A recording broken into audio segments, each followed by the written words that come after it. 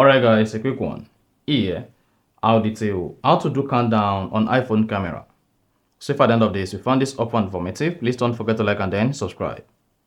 Now the first thing to do is go ahead and open the camera app on your iPhone. Once you open the camera app, select photo. Now once you selected photo, to turn on or use countdown, click on this pointed arrow at the top.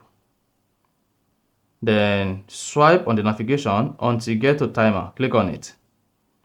Now you have 3 seconds, 5 seconds and 10 seconds. You want to select your choice of countdown. Once you selected it, go ahead and click on the shutter button. Then you should see the countdown. And after that, your iPhone will take the picture automatically.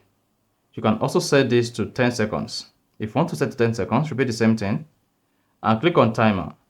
Then set the timer to 10 seconds. Then go ahead and click on the shutter button.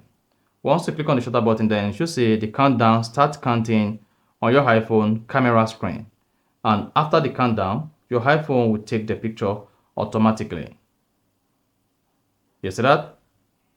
And that's it. So that's exactly how to do countdown on iPhone camera. So if you found this helpful and informative, please don't forget to like and then subscribe.